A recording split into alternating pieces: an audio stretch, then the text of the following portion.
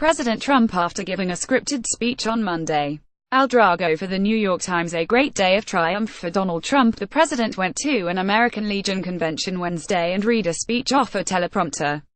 Nothing weird happened. Total victory. We now divide the president's public addresses into two categories.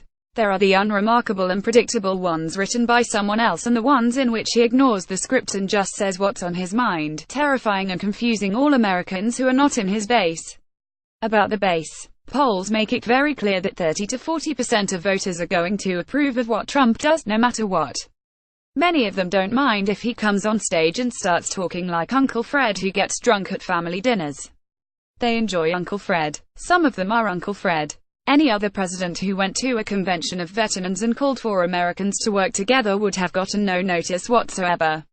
But Trump was coming off his spontaneous appearance in Phoenix when he frightened the whole country with his rants about the media and his wild riffs of self-congratulations.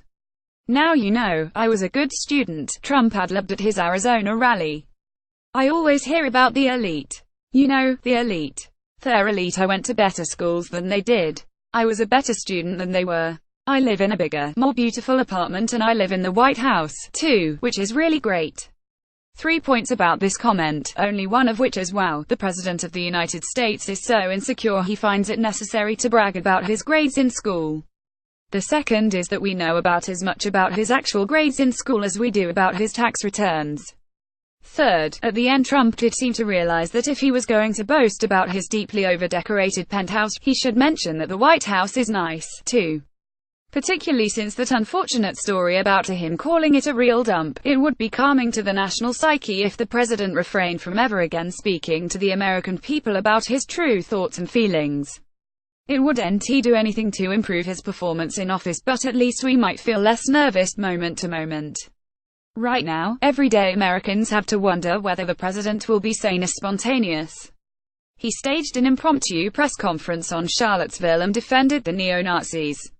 His ramblings in Phoenix unnerved former National Intelligence Director James Clapper, who pointed out that this is the guy with the nuclear football, and called Trump's performance downright scary and disturbing. The unfair part, of course, is that when Trump just reads words he's been given, people are so relieved he gets way too much credit.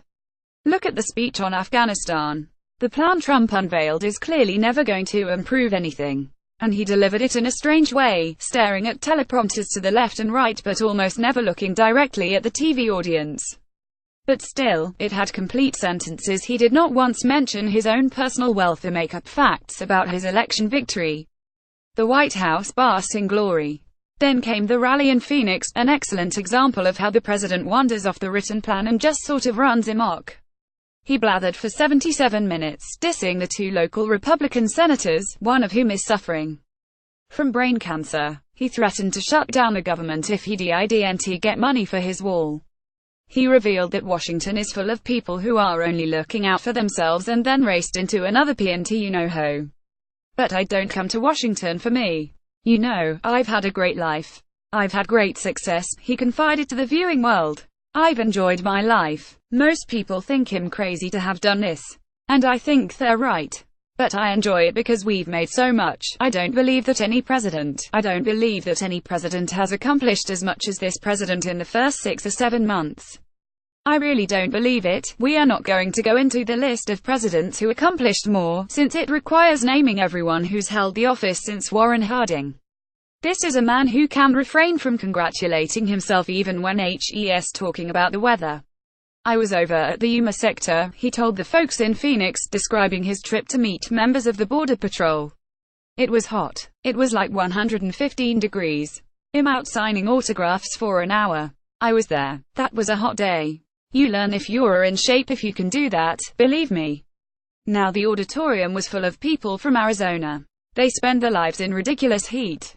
It did not seem like a group who you wanted to entertain with a story about how much you suffered signing autographs when it was like 115 degrees, it was actually 107. But that's the least of our problems. A version of this op appears in print on August 24, 2017, on page 822 of the New York edition, with the headline Trump talks and talks and talks and